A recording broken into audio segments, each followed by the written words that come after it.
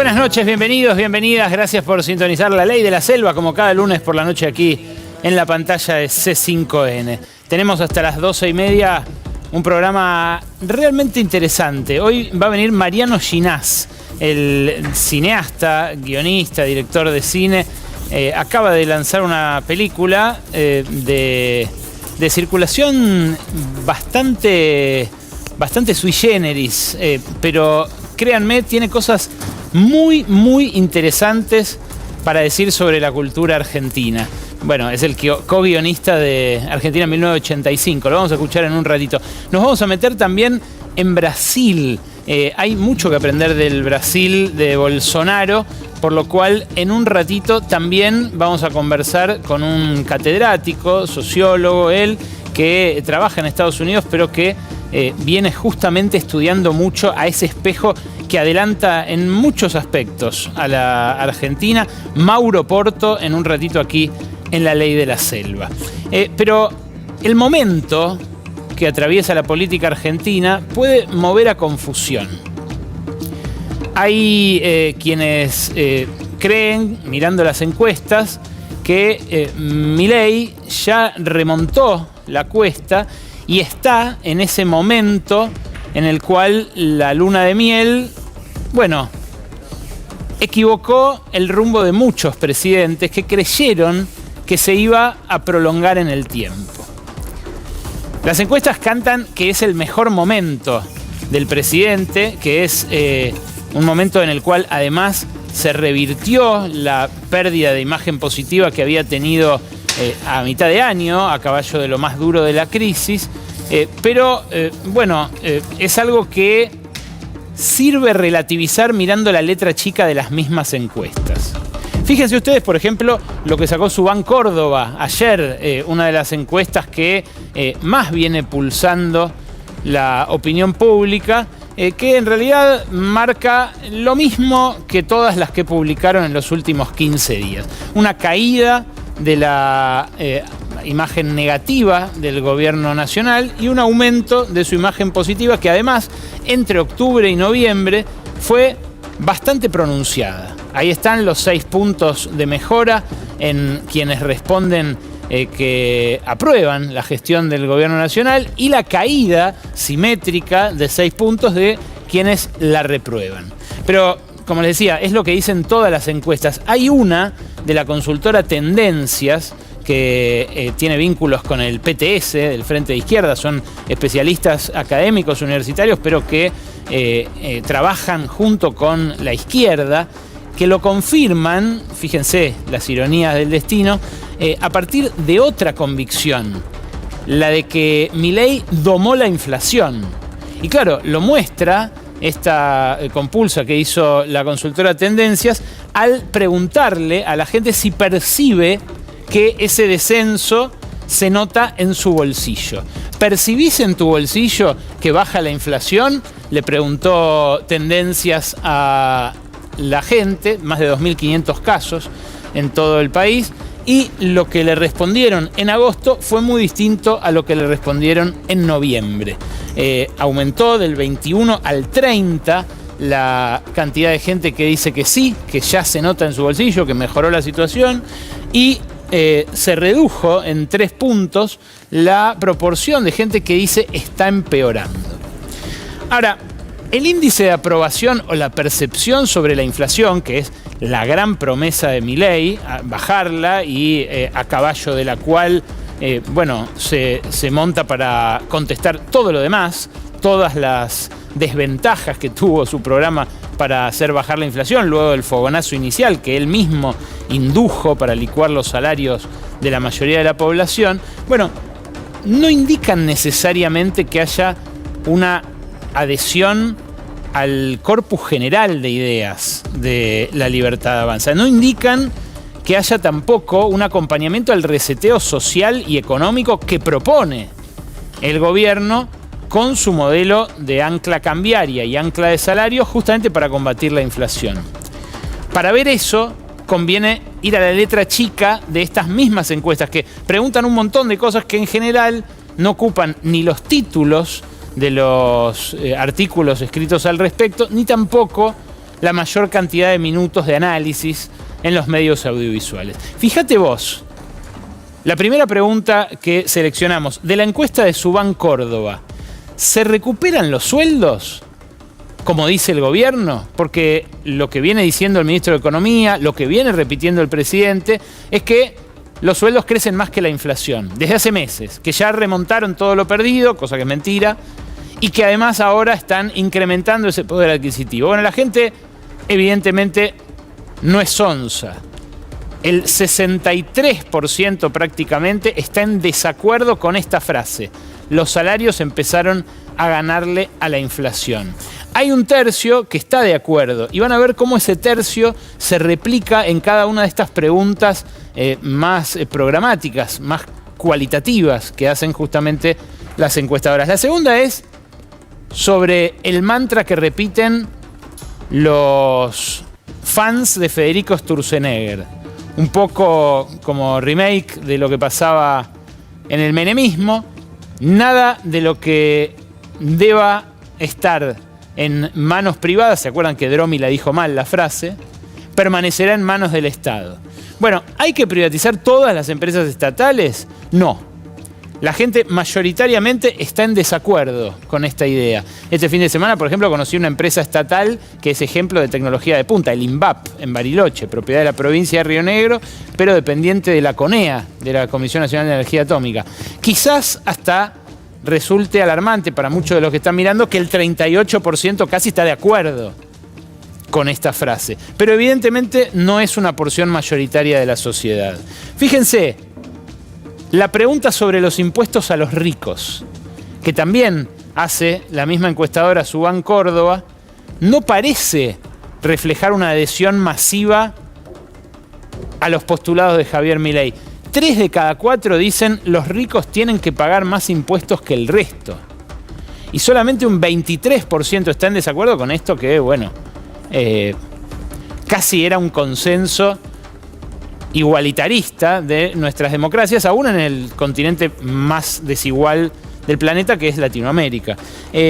Una más que agrega la consultora Tendencias, preguntó sobre las universidades. Esto que dijo Milei al calor del conflicto con los universitarios: solamente les sirven las universidades a los hijos de la clase media y de la clase alta. Bueno, también 60% de la gente está poco o nada de acuerdo con este precepto, con este postulado. Hay una pregunta especialmente inquietante para el gobierno que se cuela en la encuesta de Subán y Córdoba. ¿Usted votaría en contra del ajuste del gobierno de la Libertad Avanza? ¿Votaría para ponerle un límite al ajuste de Milei?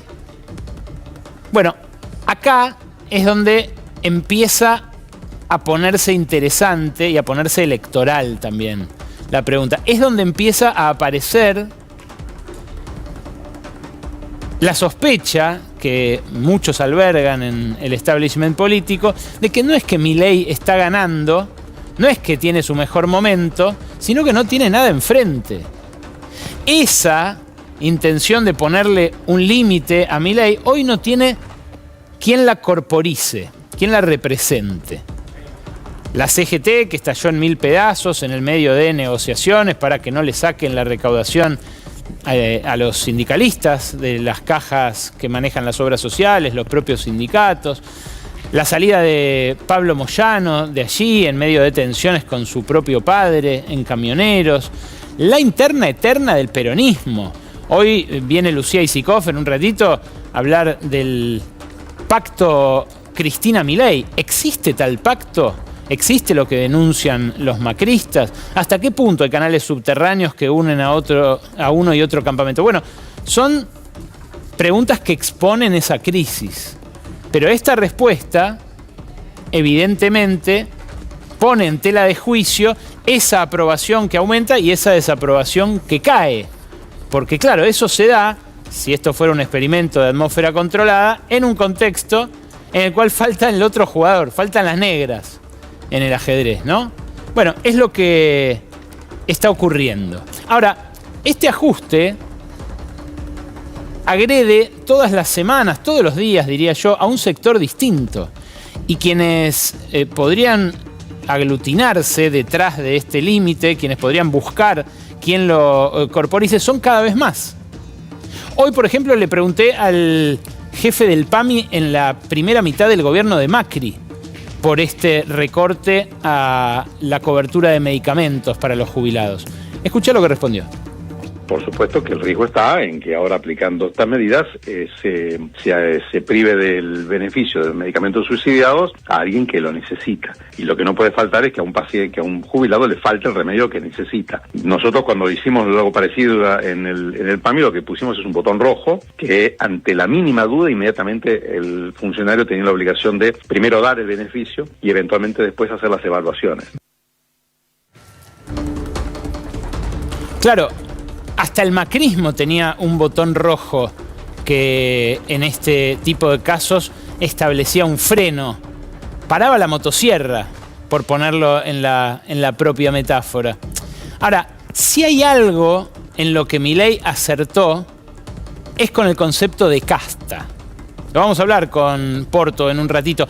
El concepto de casta es un concepto que se hizo parte de la gramática política tanto de los que simpatizan con él como de quienes lo rechazan, de quienes lo aborrecen.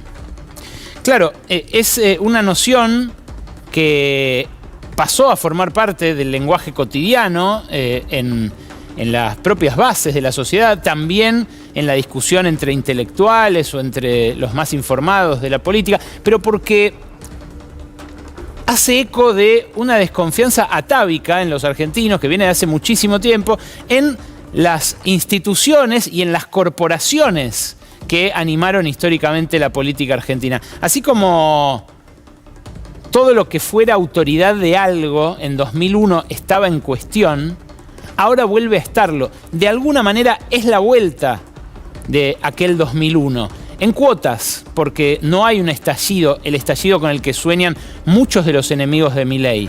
Sí hay ese mismo cuestionamiento, como les decía, a todo lo que hoy tiene nombre y en ese momento no lo tenía. El nombre es muy preciso, pero ¿quién es la casta? Hay otra encuestadora que acá viene aportando nociones realmente reveladoras, justamente porque hace preguntas distintas, que es Sentimientos Públicos. Sentimientos Públicos, de Hernán Banoli, hizo la pregunta que nadie hace: ¿quién es la casta? Bueno, 7 de cada 10 argentinos, está muy chiquito así que se los voy a leer, creen que la casta son las altas esferas del poder. Aquellos que nunca pierden, grandes empresarios y políticos que están hace más de una década en el centro de la escena. 6 de cada 10 agreden a los sindicalistas y a los periodistas.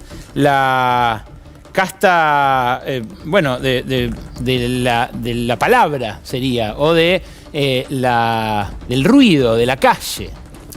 Hay, claro, una mitad, 48%, que señala a los políticos de cualquier partido. Esto pasaba mucho en los 90, antes de que se produjera el 2001.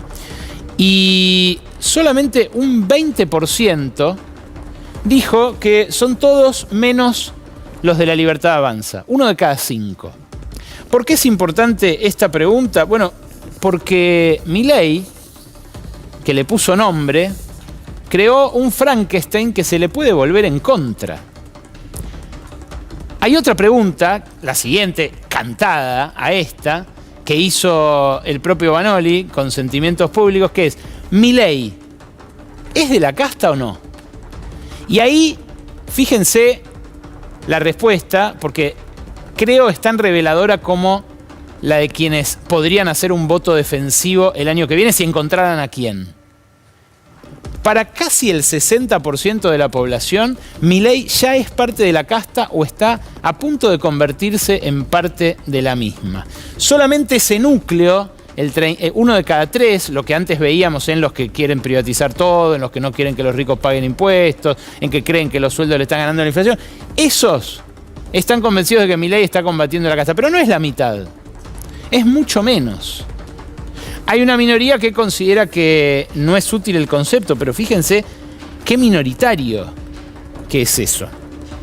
La percepción de que Milei ya es parte de la casta tiene un corte sociolaboral y geográfico también, que es los agredidos por el ajuste están más de acuerdo con que él ya es parte de la casta y los otros no tanto. Serían jubilados, estatales, científicos, los más ajustados contra el cuentapropista, el informal, el que se consideraba dañado por el modelo anterior y ahora de algún modo se siente reivindicado porque los demás sufran. Ojo, no le estoy cayendo, no estoy calificándolo, es lo que está pasando acá y en otros lugares del mundo, en Brasil, en Estados Unidos, donde el rencor y el resentimiento, bueno, se ponen en marcha políticamente. Ahora, fíjate estas dos preguntas que hizo Tendencias, volviendo a la consultora de la izquierda.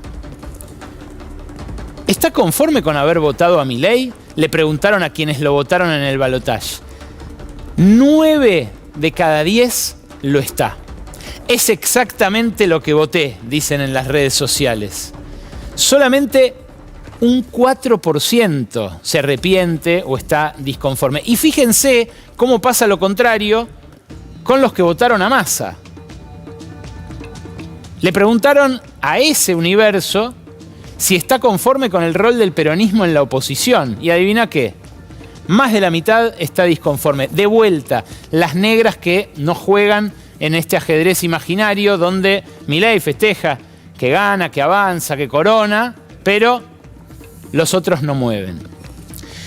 Claro, es la orfandad del sector agredido la que lleva a esta sensación de triunfo, que el gobierno además pone en escena de modo muy hábil, porque el triunfalismo es moneda corriente. Le ganamos a la inflación, domamos el dólar, son todos mandriles, no pasó nada. Bueno, esto es en buena medida, y el manejo de la agenda, la ayuda de jueces, de medios, de incluso los magnates dueños de las redes sociales, lo que mantiene a Milei en el centro del ring solito. La verdadera élite, igual, no duda. Hoy pasé la mañana en un encuentro de petroleros, de empresarios del sector hidrocarburífero y de mineros. Era el Energy Day que organizó Econojournal, una prestigiosa publicación del sector que dirige Nicolás Gandini. Ahí escuché al dueño de Camusi Gas, una distribuidora de gas que de Buenos Aires hacia el sur le brinda servicio a varias provincias. Es uno de los empresarios más importantes del sector energético. Y escuchá de qué manera habla del proceso actual. Me sorprendió que el gobierno tomara las medidas que tomó en abril de los incrementos tarifarios, que fueron los que nunca pensamos que iban a ocurrir a esta velocidad y que finalmente dan una previsibilidad y enfrentar con otro montón de cuestiones que tenemos que resolver en nuestro sector, pero que creo que muy pronto estaremos teniendo unas compañías, todas las licenciatarias van a estar con mucha expectativa de que las cosas funcionan. Tenemos que resolver las cuestiones puntuales, pero esto que parecía imposible, que era tener una tarifa razonable, está ocurriendo. Está ocurriendo, dice McFarlane. Ni les muestro lo que después desplegó José Luis Manzano, también muy elogioso respecto de la marcha del gobierno. Un cachitito más del dueño de Camusi, que en esto ya se aventura a la política. Escuchá. En esa botonera tuya que hace un año tenías todo en rojo, hoy tenés alguna cosa en verde, una cosa en amarilla. ¿Hay algún rojo que te siga preocupando mucho? No, yo creo que estamos trabajando todos con un lineamiento general. No tenemos diferencias sustanciales en nada. Estamos avanzando para el lado correcto. Estamos avanzando en el sentido correcto. Claro, el rumbo lo tienen claro para los negocios quienes lo llevan adelante. La pregunta es, ¿a qué costo se está dando esto que satisface tanto a los dueños del gran capital? La discusión es la misma de siempre, pero lo que sorprende a ese círculo rojo, a esa élite, es la tolerancia social al ajuste. Nos dijeron que iba a volar todo por el aire y no pasó nada, decían hoy los empresarios en esta reunión que, insisto, congregó a lo más dinámico en este momento del capitalismo argentino, que es ese sector, la energía, lo que rodea Vaca Muerta, toda la infraestructura que parte desde allí y que además tiene grandes anuncios de inversión. Hoy se sumó una petrolera británica al emprendimiento que ya tiene Pan American Energy para exportar en barcos parte de ese gas de Vaca Muerta de acá a unos 5 años. Claro, el populismo siempre identificó a un ellos, un nosotros y un ellos. Todos los teóricos del populismo abrevan en ese clivaje. Lo que aparece ahora es una ideología de la concentración del ingreso que Milei está llevando a límites que nunca se habían visto en Argentina. Claro, para justificar una transferencia de tal magnitud en los ingresos y en la riqueza desde la mayoría de la población hacia un sector que está ganando muchísimo dinero, tiene que haber también mucha ideología. Y esa ideología es una especie de populismo magnate. Los empresarios son héroes, ustedes son los que tienen que ganar plata y no le tienen que dar explicaciones a nadie. Bueno, un poco lo que encarna también Elon Musk en Estados Unidos. Ese heroísmo del empresario que supuestamente hace todo solo y que va para adelante contra viento y marea, contra el Estado, es la ideología de moda, la que se está tratando de instalar y que se está auspiciando con dinero fuerte aquí en la Argentina.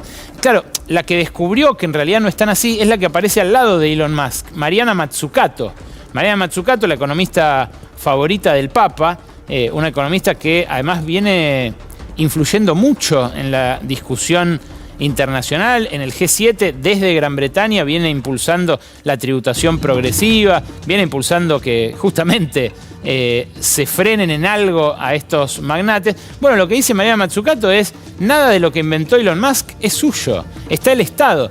De hecho, en su libro más famoso, El Estado Emprendedor, lo que muestra es que todas las innovaciones de los tecnomagnates, la pantalla táctil, el GPS, la geolocalización, la mensajería instantánea, el Bluetooth, que todo eso fue desarrollado de un modo u otro en colaboración con el Estado, con guita del Estado, con investigación del Estado.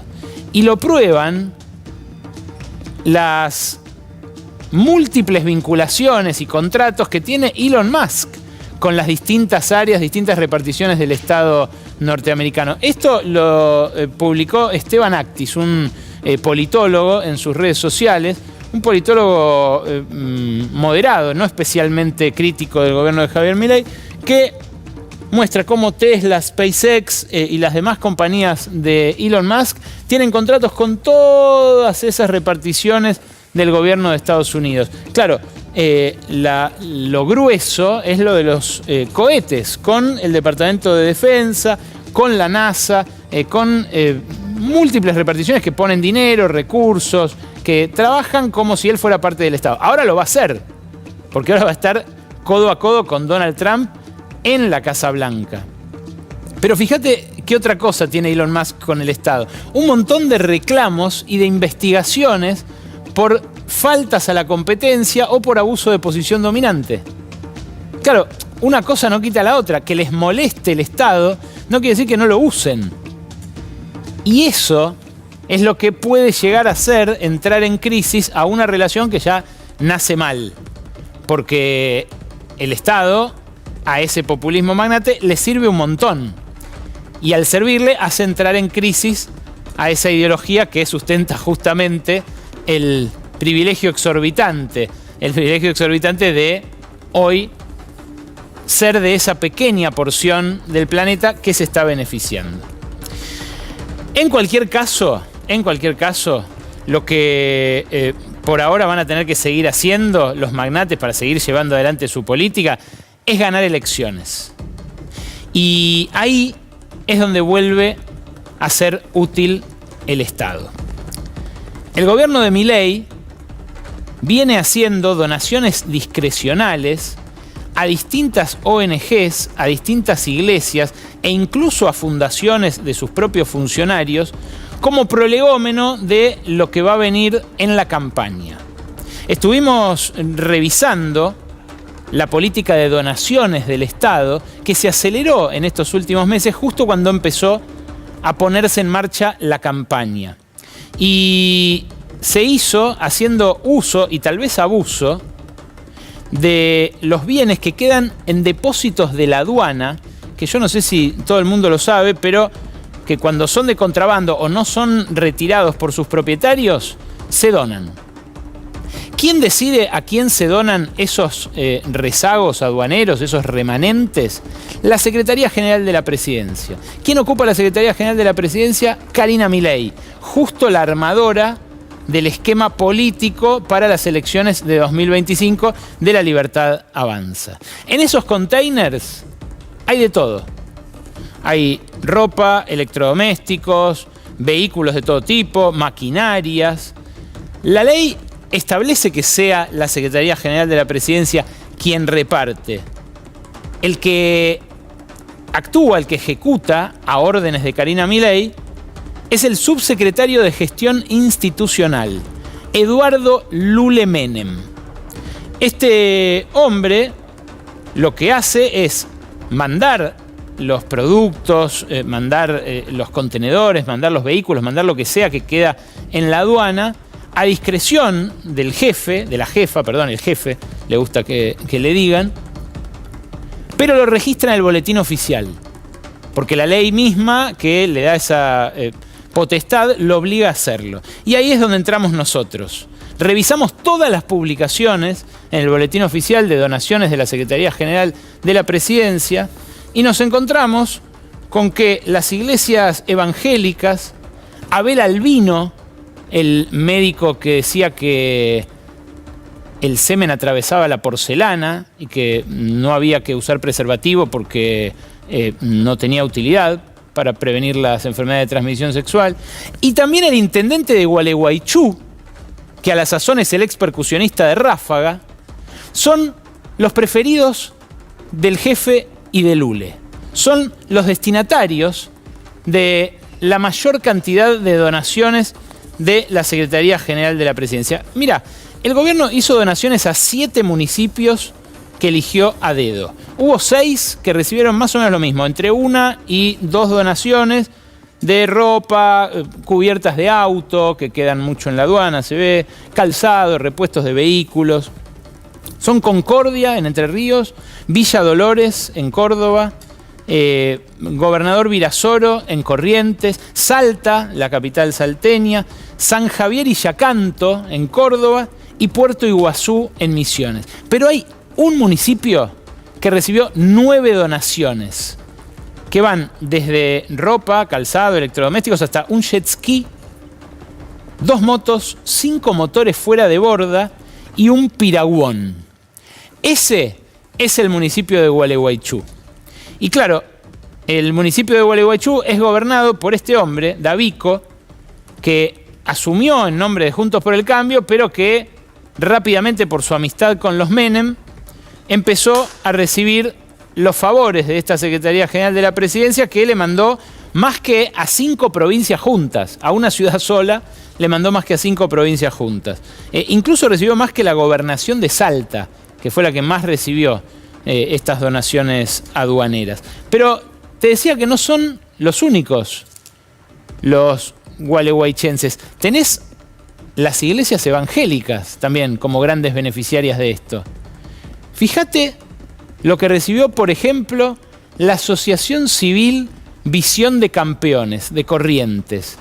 28.500 artículos que incluyen todo ese detalle que ves ahí: ropa blanca, bazar, termos, mates, cubiertos. La Fundación Portal del Norte de Chaco, 7.500 artículos. La Cristiana Cielos Abiertos de Mendoza, 1,5 millones de artículos. Todo esto mientras se corta muy fuertemente la ayuda a la Iglesia Católica. Es un gran contraste el que hay entre los movimientos evangélicos y la Iglesia Católica. Hay que seguir de cerca el rol que van a jugar en la campaña, porque ahí también hay una interna. Victoria Villarruel no es lo mismo que Milei, y cada quien, dentro del amplio espectro de la derecha, tiene sus adherentes y sus referentes. ¿Quién más? Bueno, la última que nos llamó la atención, para ya entrar en las entrevistas, es la del Instituto de Estudios Estratégicos en Seguridad. El Instituto de Estudios Estratégicos en Seguridad es un instituto que nació como usina de políticas públicas allá creo que por 2006-2007, de Patricia Bullrich. Recibió ropa blanca, camperas, zapatillas, medias y 30 teléfonos celulares. Es un instituto que le puede servir a Patricia Bullrich como plataforma de campaña, pero bueno, donde también trabaja parte de su equipo en las sombras, ¿no? Es ahí donde tuvo su base su experimento electoral, que fracasó, se quedó afuera del balotaje, pero eso no quiere decir que no tenga más intenciones de participar en instancias así de decisivas. Claro, la campaña ya empezó. La repartija esta recién empieza. Veremos hasta qué punto termina Milei haciendo uso del mismo Estado que dijo venía a destruir, porque es muy tentador, evidentemente. Si lo hace, por supuesto, tendrá a su disposición un arma de mucho mayor calibre que los demás contendientes, pero también de algún modo estará confirmando eso que sospechan los que le respondieron a sentimientos públicos, 6 de cada 10, que Milei ya es de la casta, o que está a esto de integrarse completamente a ella.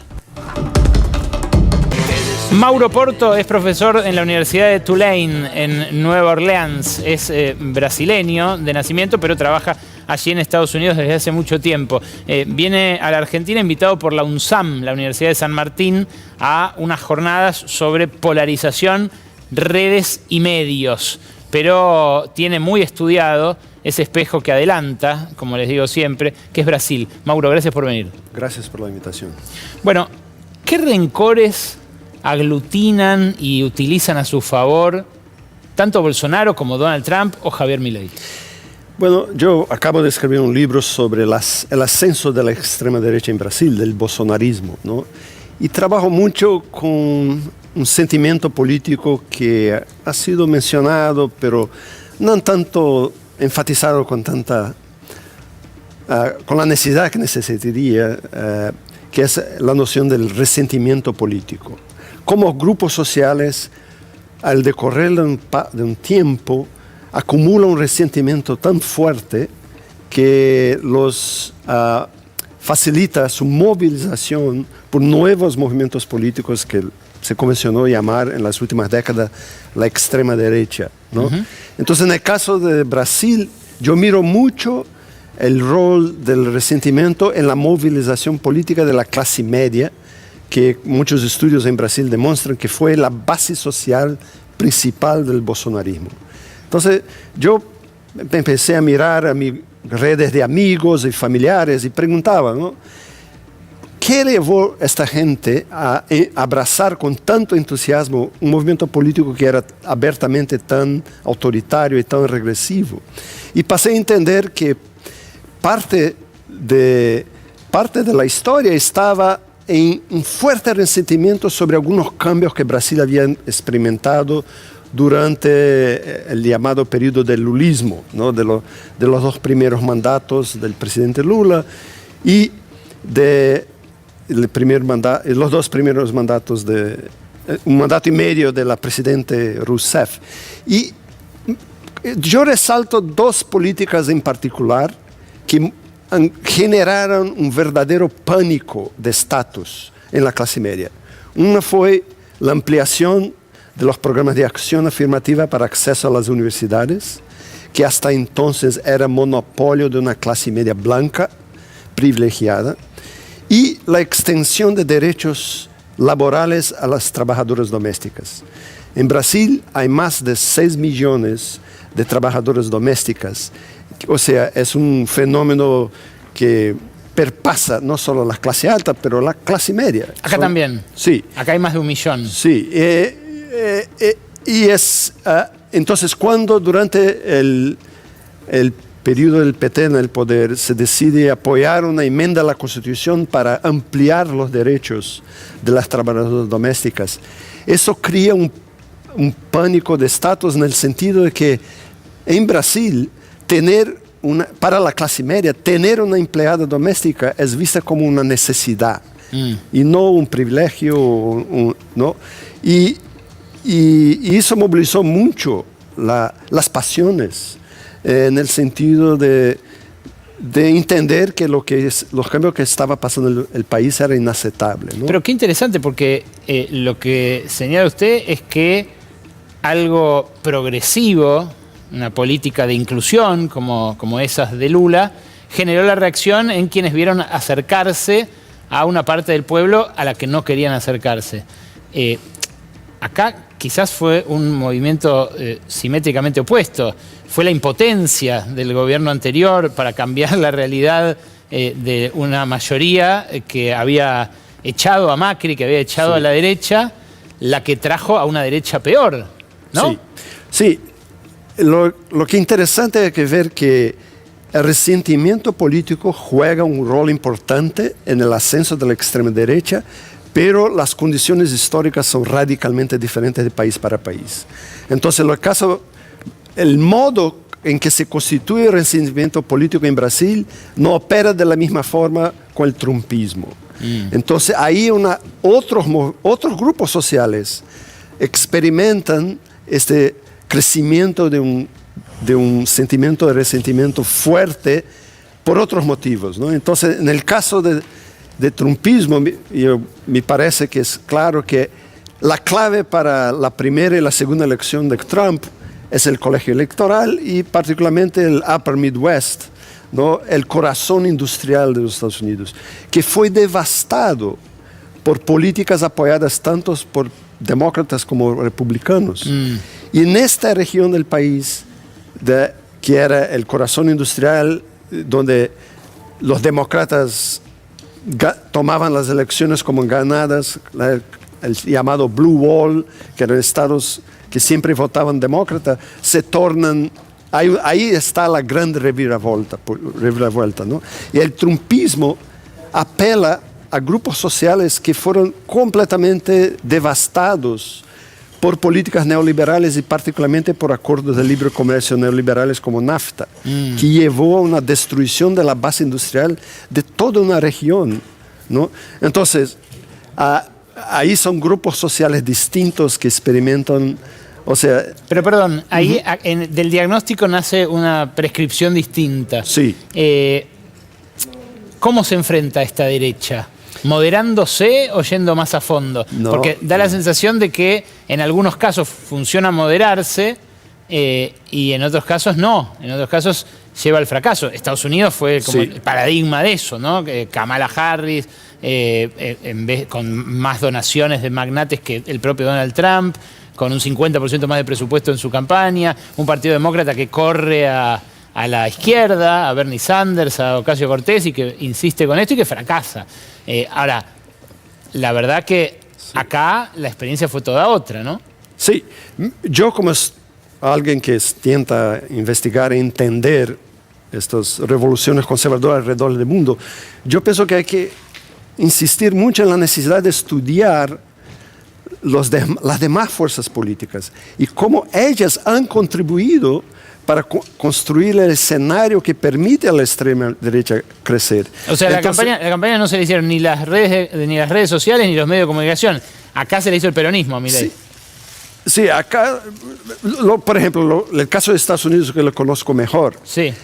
Lo que está demostrado es que la grande alternativa política al trumpismo, ya en la primera elección del 2016 se quedó demostrado, era un populismo de izquierda, ¿no? Estaba ahí la campaña de Bernie Sanders, que no solo casi ganó la nominación de Hillary Clinton, como ganó las primarias demócratas en estos estados que estoy hablando, ¿no? Del Upper Midwest, donde la lucha política era más decisiva.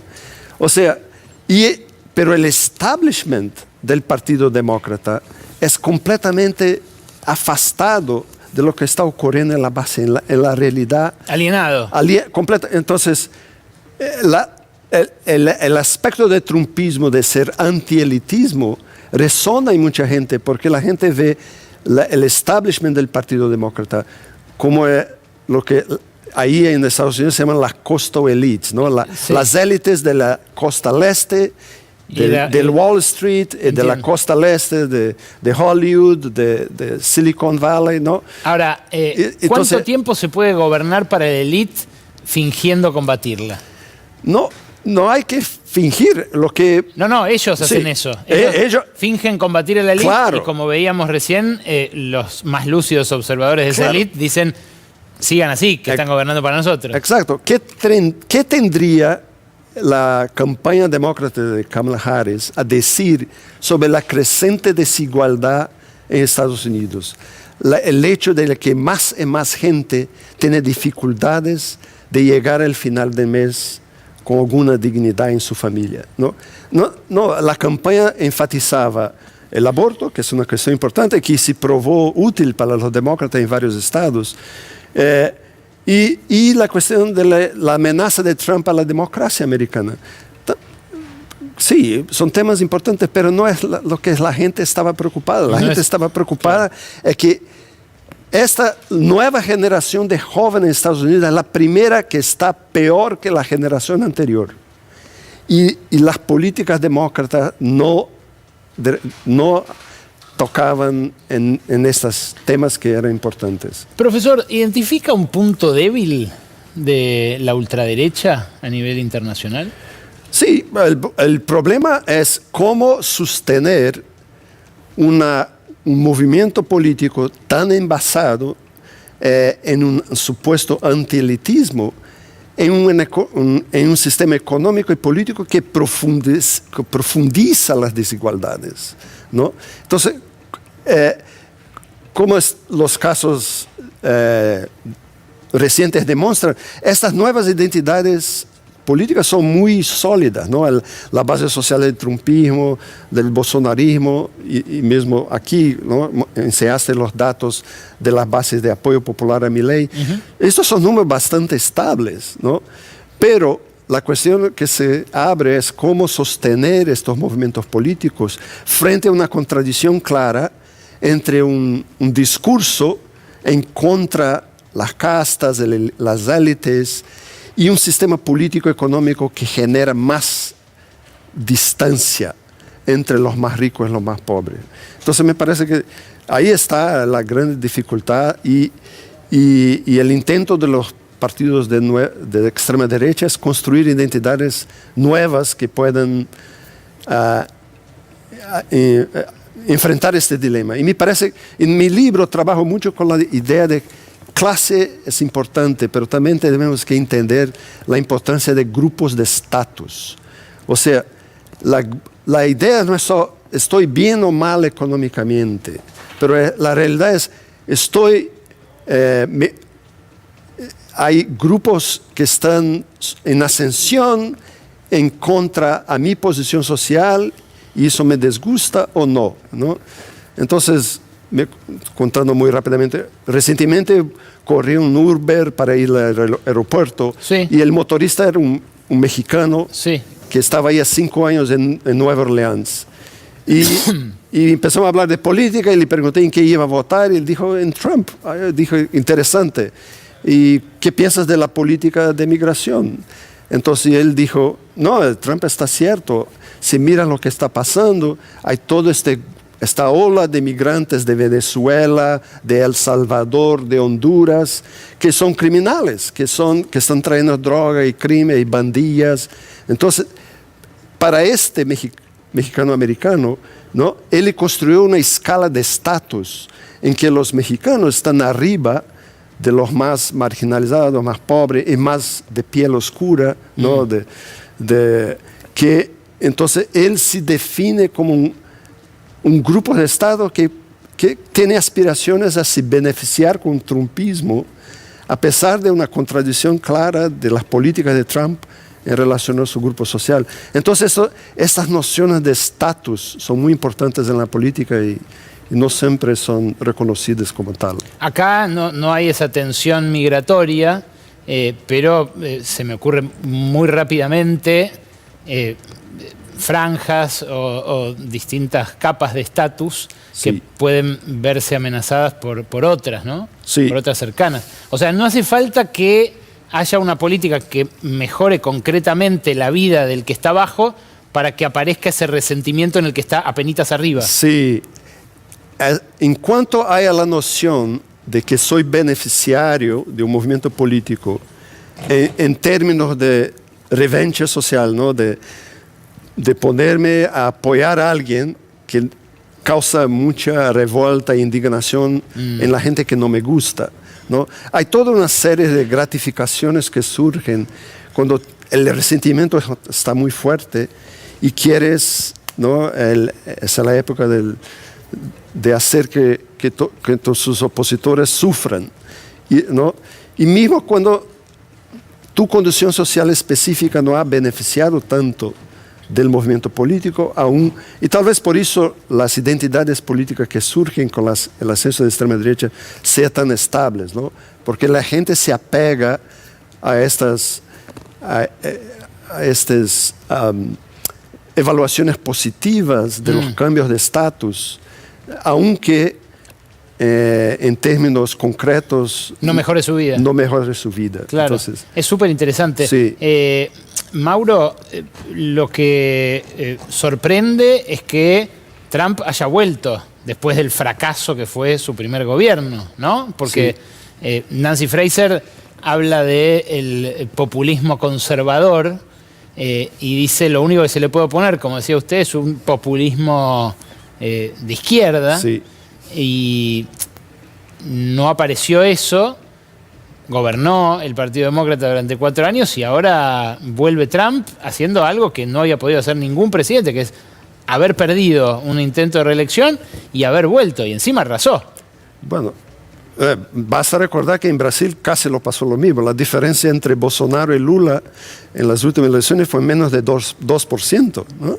Entonces, casi lo pasó en Brasil. Y, o sea, yo personalmente no estaba tan sorpreso, ¿no? Con la posibilidad Con lo de Trump. Sí, porque todas las causas de las quejas, del resentimiento que estaban dados ahí en 2016, nada había sido resuelto, ¿no? No habían políticas nuevas a dar respuestas a los mismos crisis que estaban colocados. Porque lo que hay que entender es que en Estados Unidos hay una crisis de los dos partidos. El trumpismo es como el lulismo en Brasil, es su imagen invertida en el espejo, pero políticamente, un de derecha, otro de izquierda. Bueno, pero son liderazgos personales que son muy más fuertes que las estructuras partidarias, tanto demócrata como republicana. Acá eso pasa hace 20 años, Sí. desde 2001, ¿no? Sí, Que voló por el aire el bipartidismo clásico, los radicales, los peronistas. Ahora volvió a volar por el aire Sí. el par ordenado de estas 2 décadas. Claro. La pregunta es, bueno, se me acabó el tiempo, pero me queda una, con tanto paralelismo que hizo con Trump y Bolsonaro. ¿Hay riesgo de que Milei se pueda querer quedar, aun cuando no gane las elecciones, como hicieron Trump y Bolsonaro? Claro, sí, depende, bueno, es difícil prever, hacer aquí el rol de previsión del futuro, de lo que puede pasar, pero lo que el mundo demostró a nosotros, a los politólogos, a los científicos sociales, es que no se puede dar nada como dado, ¿no? como definido. Incluso las identidades políticas más importantes son posibles de cambiar a partir de la iniciativa de nuevos movimientos políticos. Entonces, sí, la respuesta es que sí. Lo que pasó en Estados Unidos, en Brasil, se puede pasar aquí, sin duda. Mauro, gracias por venir. Muchas gracias. El profesor Mauro Porto, de la Universidad de Tulane, en Nueva Orleans. Quédate, porque ya durante la pausa se sienta a prepararse Mariano Ginás, cineasta, co-guionista de Argentina en 1985. Viene a charlar de su nueva película, pero también hablar del arte y la cultura. ¿Por qué no? Nos podemos dar un ratito para eso. Está Luay Zikov también con la gran pregunta. ¿Hay un pacto entre Milei y Cristina? Quédate hasta las 0:30. Estamos acá. Pero aún Bueno, gracias por esperar. Estamos con Mariano Ginás aquí, cineasta, co-guionista de Argentina en 1985. Un tipo muy prolífico, la verdad. Ha hecho películas de 14 horas y de menos de una. Es la primera vez que estás en C5N, ¿no? ¿Hay alguna, Buenas noches. alguna sombra de acusación en eso? No sé, no creo, te pero pregunto probablemente porque sí. si sentaste no sabías dónde sentarte. Gorila tal vez me estás diciendo. Es una leve acusación de Nada. gorilismo. ¿Preferirías estar en lo de Pañi? No me hagas decir eso. Estás tocando una es fibra. el programa que ves. Estás tocando una fibra muy profunda del gorilismo. No es la intención. No, estoy muy feliz de estar acá y muy honrado de estar acá Bueno, con gracias. todos ustedes, el público, la audiencia. No conocía este esquema de distancia, así. Hay algo de ante la ley, kafkiano. Como que yo estoy en el tribunal, ¿no? Me da la impresión. de No, que sí. no está pensado así la apuesta, pero ahora que lo decís, me siento bien en eso. Trabajo de eso, sí. No, antes lo hacíamos con un cafecito por medio, estábamos más cerca. Un agua está bien. Che, gracias por venir. Por favor, un gran placer, un placer nocturno. Estás lanzando una película que todavía no vi, lo cual Absolutamente. me pone en desventaja para esta... O en ventaja, más bien. conversación, O sea, no. la desventaja vendría si la hubieras visto. Así No, que todavía en serio me podés- gustaría verla. Lo que pasa es que la dan en el Malva, Absolutamente. ¿solo los domingos? ¿Por ahora? Como la misa. No, la misa tiene sábado, a diferencia, menos que la misa. Sí, sí, sí. Para el que no sabe, se llama Popular Tradición de esta Tierra. Me hizo escuchar a Ignacio Corsini. Y encima está Pablo Dacal, que es uno de mis músicos favoritos. ¿En que- serio? Sí, ha trabajado mucho esto con un discazo que se titula Cancionero Federal, creo. Absolutamente. Que Sí, sí, sí. salió Y ahora durante hay la otro que pandemia. se llama también Tristeza Criolla. Está trabajando mucho en eso. No, me impresiona que te guste tanto Pablo. Bueno, bravo. Sí, sí. A él tiene que estar acá también. No, Tendríamos que ya- estar ahí. Guitarreando. Punteando, sí, Lo voy a llevar a la radio. Bordona, haciendo Lo voy a- llorar la prima y llorar a la bordona. Como ¿De dice qué Martín habla la Fierro. película? Bueno, viste que no es fácil resumirla. Si viste alguna de las otras, intenta hablar de la mayor cantidad de cosas posible. En este caso yo siento que el tema de la tradición es importante y tratar de discutir, de generar algún tipo de discusión en relación con la idea de tradición. Tratar de disputar determinada idea. Viste que todo el mundo habla, por ejemplo, cuando hablan del peronismo y todo eso, dice, es un territorio en disputa, un clásico. Bueno, siento que en este caso la tradición también es un territorio en disputa y bueno, y tratamos de dar un poco esa disputa. Es decir, hacer una película que se asome a las cuestiones que tienen que ver con la tradición, escapando a una de los grandes problemas que tiene la tradición desde siempre, que es el fantasma institucionalista, ¿no? Es decir, la idea de la tradición como una especie de bloque monolítico. Bueno, no. ¿Qué es la tradición para vos? Bueno, no sabía que me iban a preguntar eso, pero en principio siento que sí es una especie de mezcla, podríamos decir, entre herencia y modernidad. Es decir, entre algo que se recibe y se de alguna manera continúa, pero una especie de impulso por cambiarlo, es decir, un impulso por repensarlo, por hacer de eso otra cosa y por mezclar aquello que viene de otro lado, es decir, algo naturalmente impuro. Y esencialmente colectivo, por lo que decís.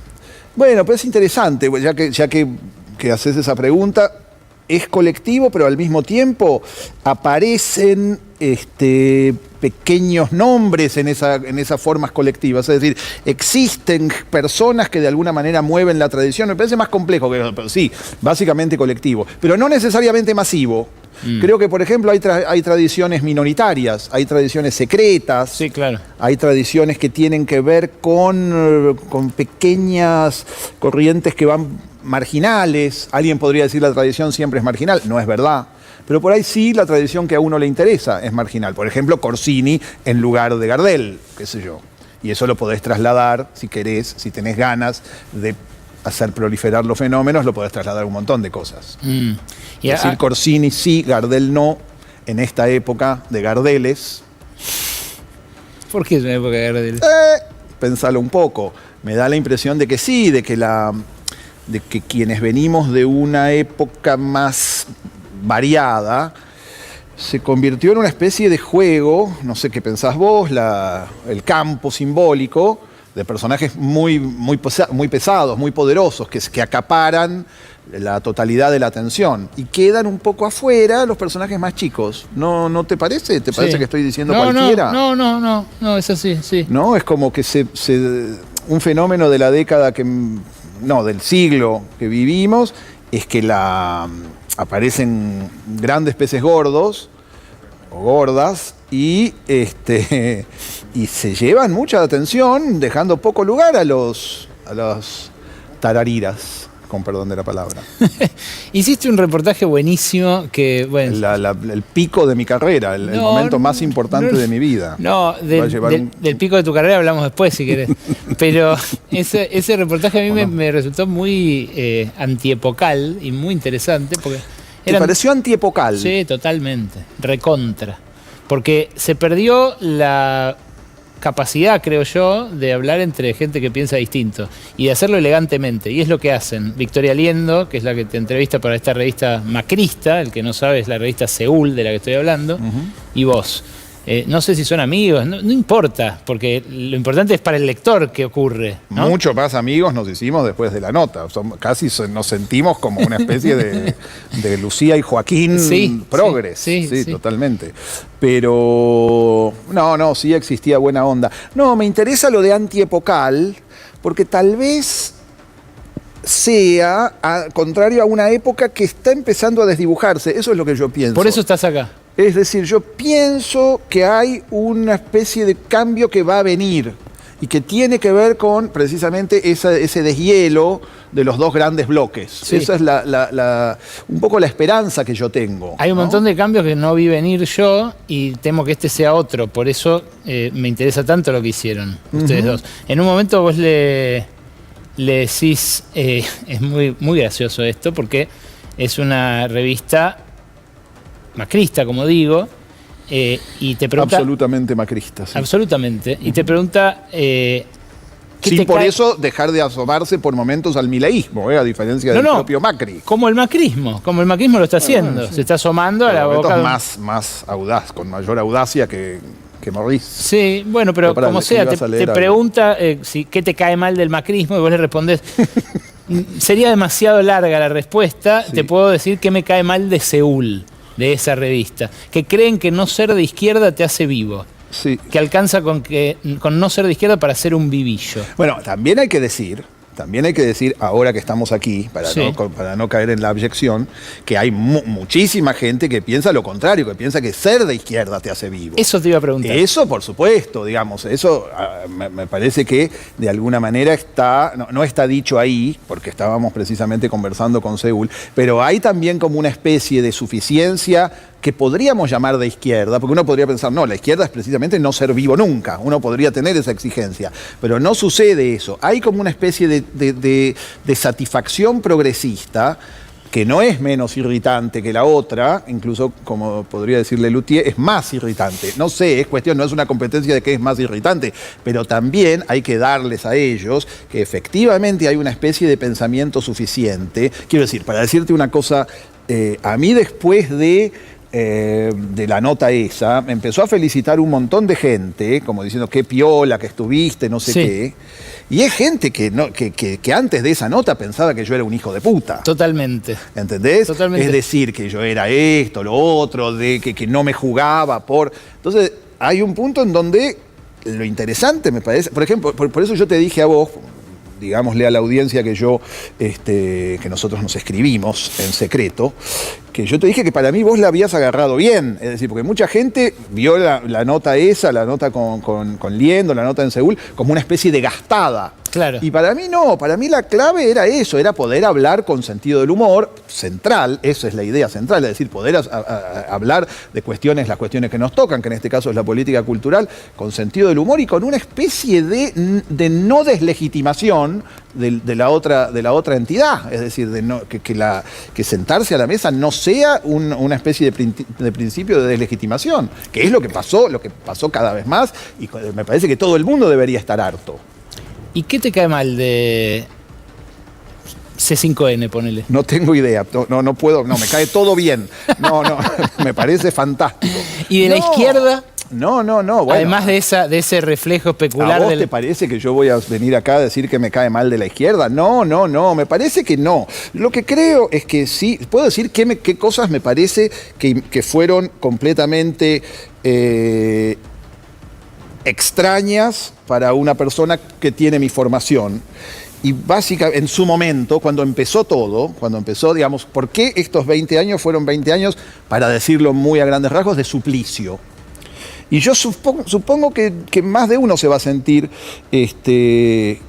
identificado. Y no tiene que ver con la izquierda, pero sí tiene que ver con que de pronto una serie de personas que pensaban lo mismo que yo y que habían tenido la misma formación que yo, es decir, una formación de centroizquierda durante los 90, es decir, las personas que habían nacido a la vida política con la llegada de la democracia, que habían sufrido con mayor o menor medida la decepción de Alfonsín, que habían encontrado un terreno de pensamiento político combatiendo al menemismo, que habían votado con mayor o menor ilusión a la Alianza, que habían tenido su verdadero bautismo durante la crisis del 2001, una biografía que me imagino que no te resultará ajena. Sí.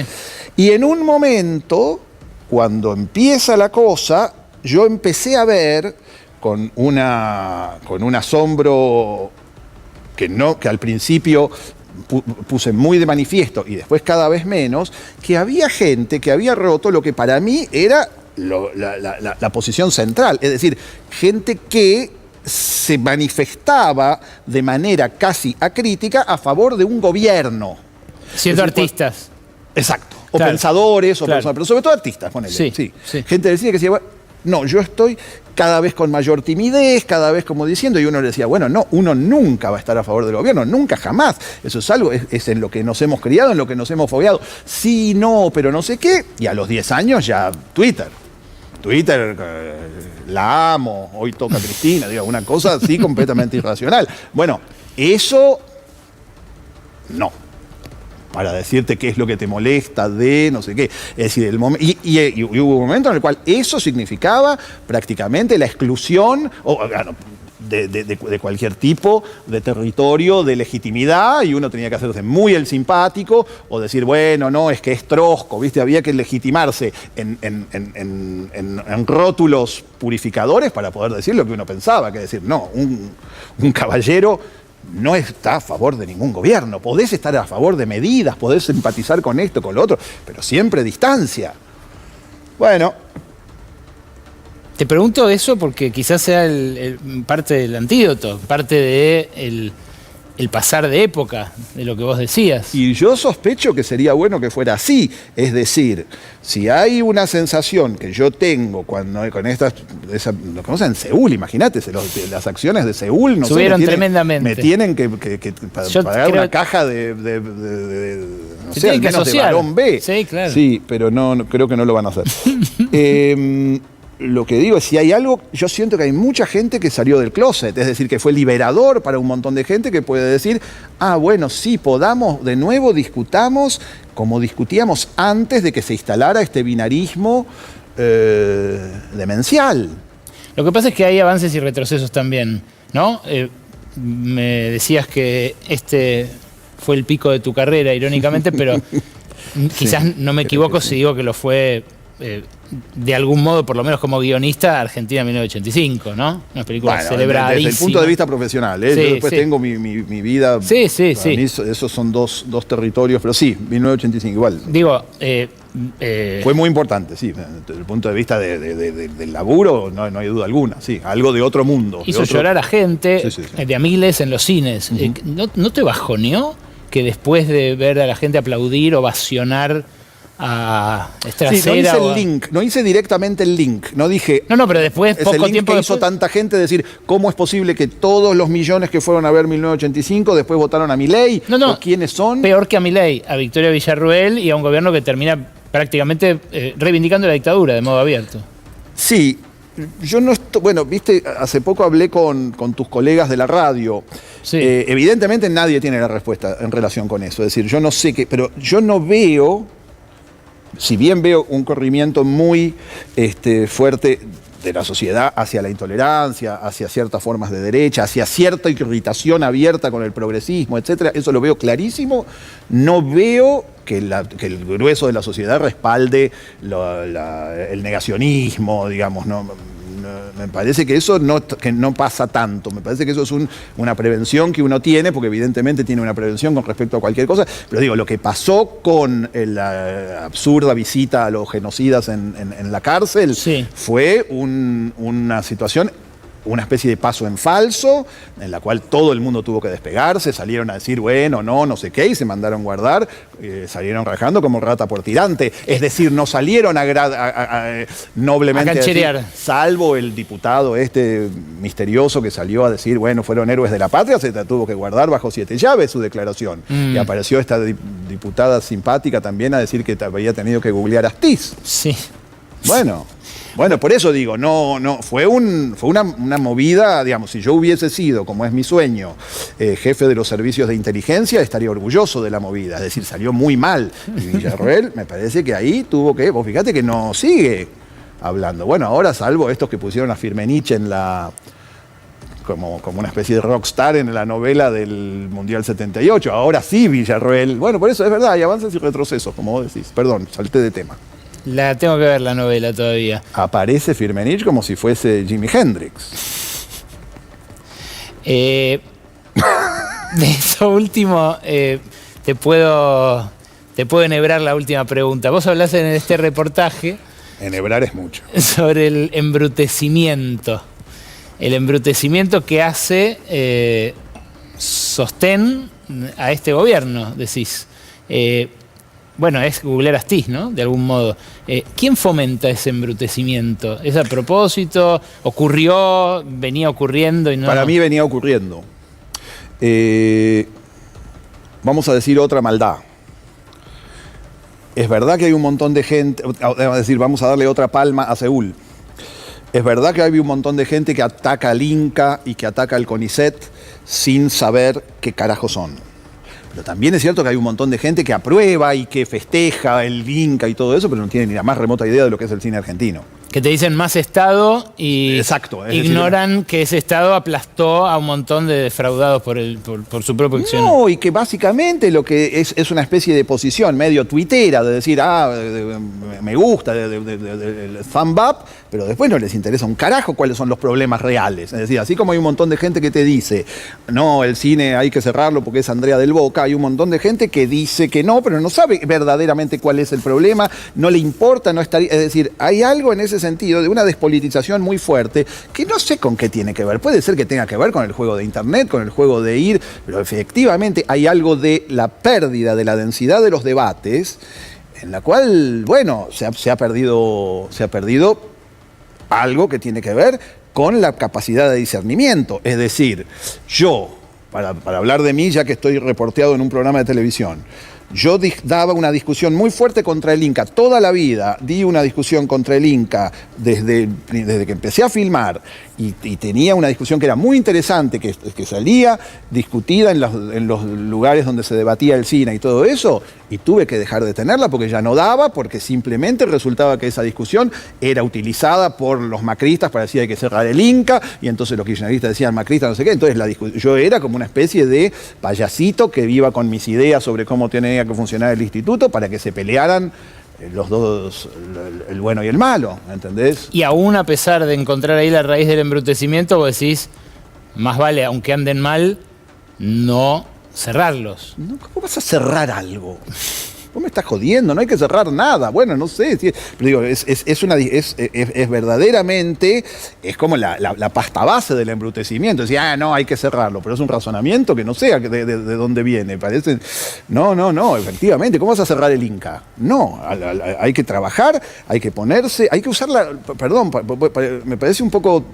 Me da un poco de vergüenza lo que estoy diciendo, pero la palabra sería la sensatez. Hace poco lo escuché a Piñeiro en una entrevista que me gustó mucho, el aviador, ¿viste? Sí. Que decía algo que era tan evidente. Decía, bueno, sí, cuando los que quisieron privatizar la aerolínea la privatizaron como el culo. Después vinieron los que la estatizaron como el culo. Bueno, como el culo es el problema, en algún punto. No lo otro.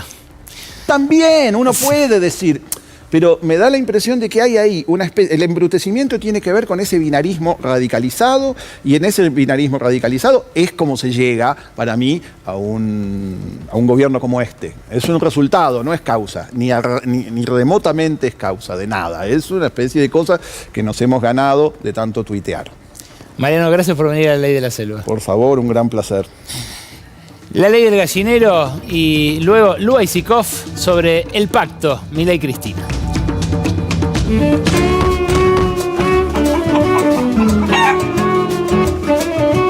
Volaré, cantaré, Epa, ¿qué te pasa? ¿Que te volviste wok? ¿Estás cantando con la E? ¡Wok! Sí, wok de pollo. De ganso, chiste. No entiendo. ¿Qué estabas cantando? ¡Volare! ¡Ah! Claro, por la desregulación del espacio aéreo que hizo el coloso Sturzenegger. ¡El goloso Sturzenegger! No entiendo. No. Es que ahora cualquiera que tenga un avioncito, Ajá. dijo el coloso, ¿Sí? puede tener su propia aerolínea. ¡Sí! ¡Qué copado! Como Fly Bondi. Claro, como Fray Bondi. Podés tener tu propia aerolínea y cancelar todos los vuelos vos mismo. No entiendo. Ahora mirá, fíjate, por ejemplo, Avianca abrió la ruta directa Rosario-Bogotá. Ah. A ver, una verdadera aerolínea de fafafa. Todos desesperados por tomarse a Blanca. No entiendo. ¿Cómo no la vimos? ¿Cómo no la vimos? ¿Para qué nos sirve tener todas estas plumas si no vamos a poder volar? ¿Sabemos que vamos de plata? ¡Yo la vi! ¿En serio? ¡Yo la vi! ¿En serio? Sí, yo la vi, mirá. Con estas pastillitas de chiquitolina Sí. podés volar. Tomá, primero vos. A ver, dale. Impresionante.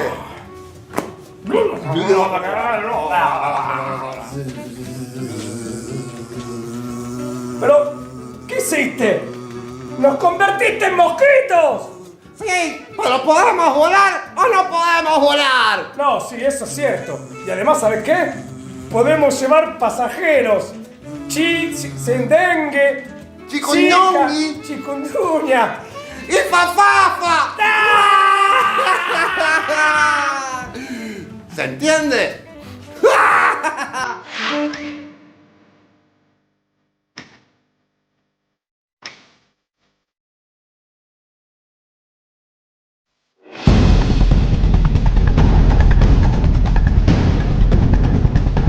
Lucía Isikov y la pregunta que se hace toda la política. Buenas noches, bienvenida. Buenas noches, Ale. Bueno, la pregunta también es, ¿por qué negociarían Cristina y Milei? Hay un pacto, pero ¿qué negocian y por qué negocian? Lo que era hasta ahora, digamos, un acuerdo que era evidentemente un acuerdo tácito, podemos decir, donde vos lo tenés a Javier Milei tratando de polarizar con Cristina, subirla al ring, un gobierno libertario que cree que le conviene para las próximas elecciones tenerla a Cristina enfrente como rival para sacarse de encima a Macri, para pasar a ser, los dos grandes adversarios de la política argentina. Ahora lo que empezás a ver es, diría un pacto o al menos acuerdos frente a distintos temas. Claro, ahí ya hay un montón de razones en lo que acabas de decir, ¿no? Claro, pero bueno, ahora lo que ves es evidente que hay algún tipo de canal de diálogo. Hay, Ale, un diálogo que nadie esconde, que se fueron creando algunos puentes. Por ejemplo, Juan Manuel Olmos, un hombre del PJ, hoy en día muy cercano al esquema de Cristina en el PJ, ya desde los debates presidenciales empezó a tejer algún vínculo, al menos para organizativo, con Karina Milei. Entonces ahí tenés un puente concreto. Mirá, ahora, no lo conocía. ¿de qué puentes hablan? Realmente, en la política y en la política que tiene que ver también con qué van a hacer con la justicia, qué va a pasar con la corte, un montón de temas derivados de eso. Bueno, se habla de que Guado de Pedro y Juan Martín Mena, dos hombres muy ligados a Cristina Fernández de Kirchner y al mundo judicial, tendrían un diálogo que niegan absolutamente desde ese entorno con Santiago Caputo. Ah, mira, ¿lo niegan absolutamente? Niegan absolutamente que estén negociando, no que pueda haber existido algún tipo de diálogo, pero que estén en una negociación. De hecho, el entorno de Guado de Pedro, el propio Guado de Pedro, hace un tiempito nada más, acusó abiertamente, en algo que no se zanjó todavía, a Sergio Massa de estar operando estas versiones. Mirá. Así que lo puso en su cuenta de Twitter, fue público, el enojo al menos de Guado de Pedro, y esa era la acusación detrás. Che, ¿qué me están diciendo a mí que yo estoy negociando con Santiago Caputo cuando los que negocian son otros? Un peronismo más de centro, podemos definirlo así. Bueno, pero perdón, la que le puso el gancho al dictamen para que se tratara el pliego de Ariel Lijo en el Senado fue una incondicional de Cristina. Una incondicional de Cristina. Ahora vamos hacia eso porque, a ver, ese es uno de los puntos de negociación, o al menos de zigzagueos. Porque lo que pasa con la firma de Corpacci, catamarqueña, senadora muy cercana, indiscutiblemente cercana a Cristina, es que ella le pone la firma para que avance el dictamen. Ella dice que va a votar a favor, lo relaciona más con cuestiones de su provincia, el gobernador Jalil muy cercano a la Rosada, con esos intereses, pero el propio Mayans dice: bueno, es una muestra nuestra de que estamos dispuestos a conversar, es una buena señal de nuestra parte. Lo dice así, Ale. Entonces, no se sabe qué es lo que va a pasar con el peronismo y con el pliego del hijo, si es que Milei finalmente no los mete por decreto, ¿no? En comisión por decreto y los hace pasar como debería ser la discusión por el Senado, pero hay al menos una buena voluntad de negociación. Ahora, ¿en qué se vio el acuerdo, al menos frente a un tema muy concreto en los últimos días entre el peronismo y Javier Milei? Bueno, la ley de ficha limpia. ¿Ahí mostró su voluntad de colaboración la bancada oficialista, la de Milei? Mira, de un bloque de 39, que te falten 8. Sí. Y aparte por segunda vez, porque no tuvo quórum, recordemos la semana pasada, pero ya venía de esta situación antes por 1, ahora faltan 8 de La Libertad Avanza y 3 macristas, 2 de ellos muy cercanos, al menos dicen eso hoy, a Patricia Bullrich, que estaba muy indignada en la campaña con la corrupción y iba fuerte contra Cristina, pero ahora 2 de sus diputados pegan el faltazo. Bueno, mira cómo reacciona la autora del proyecto de ficha limpia, emocionada, mal, ¿no? Hasta las lágrimas, Silvia Lospenato. Mirá el discurso y mirá cómo insinúa que hay un pacto evidente entre el peronismo y los libertarios. Todos sabemos que esta sesión se cayó porque la impunidad es muy poderosa en la Argentina, muy poderosa. Tengo que decir que tengo la confirmación que me dieron cada uno de los bloques y la tengo por escrito de quiénes iban a venir por bloque. Porque no nos comemos más el verso, no creemos en las casualidades ni en los imprevistos. La semana pasada, con buena fe, creí que efectivamente había diputados que habían tenido imprevistos y la verdad tengo que decir, hoy me siento burlada, para no decir una mala palabra, pero ustedes saben cómo me siento. Pero la verdad no es a mí, no es a ninguno de todos los diputados que estamos acá que le hacen esto al pueblo.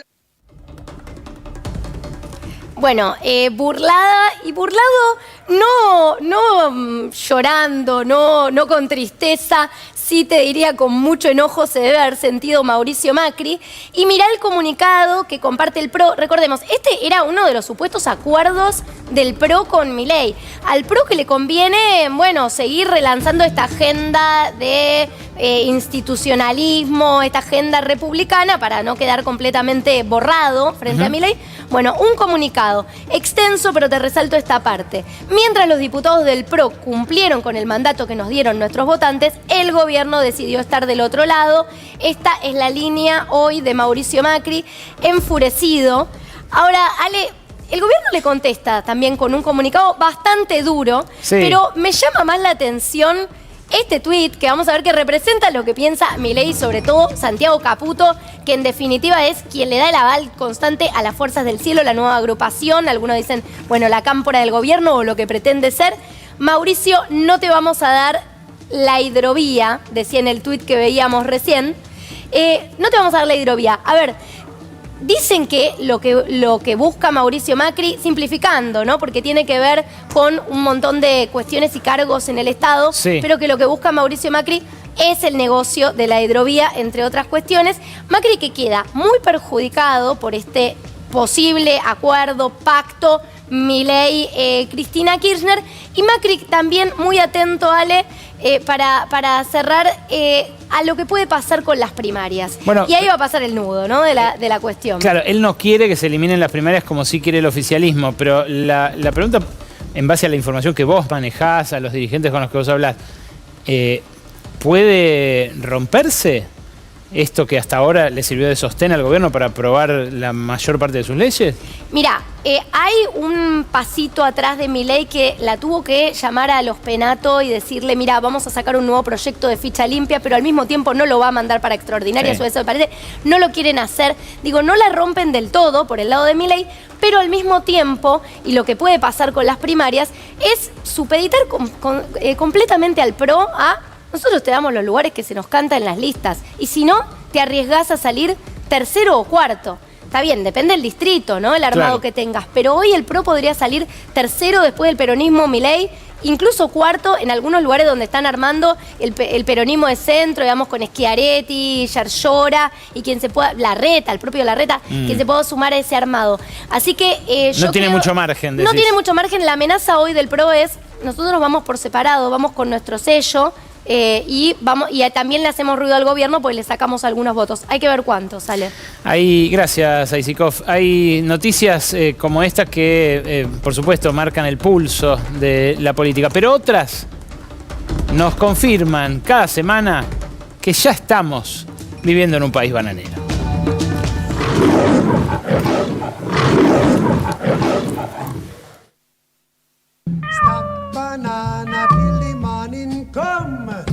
¿Cómo le va, León favorito? ¿Cómo le va, de la ley de la selva? Me encanta despedir el programa con usted. A mí también. Sabe que ya es un dato, ya no es una sospecha. No, ya está. Vivimos en un país bananero. Esto pasó en el informe de gestión del jefe de gabinete del gobierno porteño. A ver. Me falta un cacho de discurso. Me faltó la última hoja. Papelón. Qué desastre. Me voy a matar. Espero que no haya matado a nadie, francamente. Más incómodo que ver a Yuyito con el jabo, La verdad que sí. Llama la atención que no haya podido improvisar. Sí, ¿no? Estaba medio flojo. No, flojo de papeles, justamente. Sí, pero usted vio lo que le pasó, sí, ¿no? Un papelón, como dijo él mismo. Exactamente, papelón es lo que le faltó al discurso, ¿no? Un papelito, aunque sea. Sí, bueno, se tomaron en serio lo de no imprimir para no generar inflación. Es así. Bueno, el segundo es este video, míralo. A ver. Yo estuve en enfermería, tuve un cuadro de gastroenteritis y vine rapidísimo y di quórum. ¿Y está bien Soy ahora? Diputados que está interesado, como todos los diputados de la Libertad Avanza, de que ficha limpia salga. Te comento, un poquito, hace diputado. Vamos por 3 parte. días que... Estuvo por parte. Sí. Llegó ya con problema de descompostura al Congreso. Llegué con problemas de compostura. Y justo a las 10:30 pudo bajar. ¿Fiambres? No, yo le digo, tengo acá el certificado, inclusive lo puedo mostrar. Ha comido fiambre. Bueno, ¿a quién no le cayó mal un poquito de fiambrín, un salchichón primavera? Sí, intuyo unos fiambres más caros, pero en cualquier caso, cosas que pasan, ¿no? Sí, estaba descompuesto. Bueno, es un humano, en definitiva. es un ser humano, y es como dice el Javo, el que no quiere fichalincia es porque tiene el culo sucio. No, Leo, no me da eso. Y estaba faltando papel también en la legislatura del Congreso porque no va a ser distinto. Tienes razón, hay un paralelismo. Bueno, el tercer video es este que compartimos a continuación. A verlo. Marquito querido, te estoy llamando como Aquiles a Héctor. ¡Marcos! ¡Galperín! ¡Galperín! ¡Galperín!